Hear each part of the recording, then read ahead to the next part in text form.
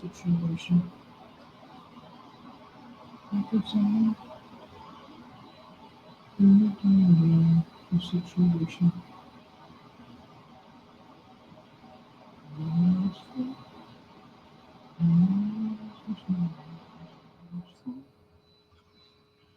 When no one's listening so much at all. So I want to do a quick video about the difference between loving and caring. All right. So let me jump right into it. I'm gonna try to keep it brief. All right. So have you ever seen maybe people who are going through depression, or people who have even committed suicide, or people who are just really in a really dark place?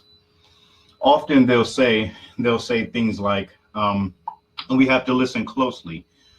They'll say things like, um, I feel like I'm all alone, or I feel like nobody cares. I feel like nobody's listening. Okay. And the first thing we say is, well, their mom's around, their dad's around, or, you have lots of friends, your kids love you, like how can you say that when you're surrounded by loved ones and people who obviously love you? We bring up things that people are doing to help them, and we try to encourage them that way. But sometimes we're not really listening to what they're saying. They're saying, I feel like I'm all alone. I feel like nobody cares. I feel like nobody's listening. And I just want to talk about real quick the difference between just loving people and caring, okay? Because to care is different. So let me deal with this word love just real briefly, okay? Now, in the Bible, love is often replaced with the word charity, okay? And so real briefly, the Hebrew language is a very descriptive language. And so what love means to us meant something different in the Hebrew language. It was more like a visual picture of what love does, or what love amounts to. So when they saw love, they saw the act of giving, or the act of pouring out, or expression of love, not just love as some type of objective thing, but love as the expression of the way that people should feel toward one another. So the word charity comes up because charity means just giving, or serving, or pouring out. Okay. So let's deal with that, because I want to talk about how we engage one another. Now, we know that human beings are very social creatures, and there's been, plenty of studies to show that human interaction is so important to human development. Okay, you see what happens to people who are separated from other people, and then when they get into society after a certain age, they can never integrate. Okay, so I'm going somewhere with this. So now you deal with people who feel lonely, and they're saying I feel like I'm all alone. I feel like nobody cares, and they're surrounded by loved ones. How can they say that? Okay, and this is the difference between loving people and engaging people. Okay, so we live in a culture where everything's moves so fast. We're all such masters of expression as far as how we feel, how we see things, and everyone's favorite subject is ourselves, because most of us, what do we know better than we know ourselves, right? And so that's what we talk about. Okay, caring involves caring involves a person has to know that you care deeply about how they feel, what they think, how they see the world, what they're interested in, okay, what they love, what happened to them, what's on their mind, what are they trying to say, what makes them happy, what makes them sad.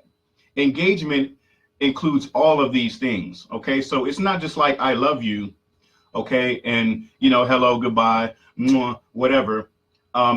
Loving should include the act of caring. And so, yeah, a person can be surrounded by loved ones, and a person can be in a committed relationship and feel all alone because no one's listening. No one's listening. They feel like nobody cares about what they have to say.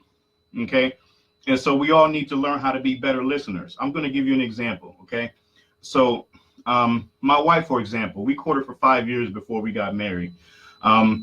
I would never describe my wife as an insecure person. We all have some insecurities, but even in a person who I feel has never been an insecure person, I've seen her confidence soar over the last 10 years we've been together, because I make sure that she's engaged. Now, let me give you an example. So she works full time as a preschool teacher, okay? Full time means 8 hours a day. She's spending a third of her life at work until I can make some more money and retire her, if she wants to retire. That means that that's a huge chunk of her life. So when she gets off work, if she wants to talk about work, then I tune into her, okay? Talk about her friends, her conversations, her boss, things that happen at work. That's important to her. It's a part of her life. So then I engage. I jump in there with her, and I train myself to listen and to care about those things. Why? Because it's important to her. Now she knows beyond a shadow of a doubt that her husband not only loves her, not only serves her, but I care about what you think, how you feel. We have this vegan thing. We've been vegan since about November, okay? So she's all about that. Making up recipes, going online, shopping different, all that. And she's into it. I can see her get excited when she talks about it. So when she talks about it, I listen. Why? Because that's important to her. My wife doesn't have to get on Facebook and vent every time anything goes wrong. Why? Because I'm listening, because I'm caring. I can never hear my wife say, and it means that I failed if she says, I feel like nobody cares, or I feel like nobody's listening. And men, don't think that you don't need the same thing too, okay? Yeah, we need to know somebody cares too. I need to know that people care about how I feel, and I'm not afraid to admit it. Yeah, I'm a man. So what? I have a point of view that needs to be expressed. Okay, I have feelings, and I have a way that I see life, and I want to share it with people, and I want to know that at least one person in the world cares about it. Okay, that's how we're made, and so we can't deny that, but we can't deny other people the same opportunity to be cared about. Starting at home, starting with our children. Our dialogue with our children can't just be, get on from there. Stop doing that. Boy, didn't I tell you? Girl, get on from there. Go to bed. Go do the dishes. Stop it. Didn't I tell you to stop? Well, I'm going to smack you in your head. It can't just be that, okay? There has to be time to where we engage our children, look them in the face. How was school today? My 4-year-old, how was school today? Did you play with your friends? What did you guys do? Did you learn anything? Okay. That is his favorite time of the day. Hey, go get a book for me to read. No, you're not going to sit there and play on my phone all day, or watch cartoons all day, or play on your mom's phone all day. No, you need to know that daddy is interested in you and that daddy cares about you. So this is something that we're losing as a culture, as a 21st century culture, where everything moves so fast. Everything's moving so fast, and we're so busy, and we just don't have enough time for one another. We have to purposely and deliberately make time to engage one another, and not just communicate how we feel, but care about what the next man or the next woman is feeling. Engage, listen, be interested, care about it. Okay? Care about them, care about people. Teachers, social workers, parents, okay? Ministers, brothers, sisters, uncles, aunts. Engage the youth. Let them know that you care. Let them, you don't have to tell them they're special. You don't always have to say I love you if you're always showing it, okay? And you can see how giddy children get. I'll take my son to the park. This breaks my heart. I'll take my son to the park, and while he's playing on the jungle gym, when the other little kids see how I'm engaged with him, they flock to me. And so even though I got to give it to my son, I give them some too. I don't know if they're getting it or not, but they see an adult engage with a child their age, they want the same thing. They jump in there, and they're like, who is this guy who cares about his son? Okay?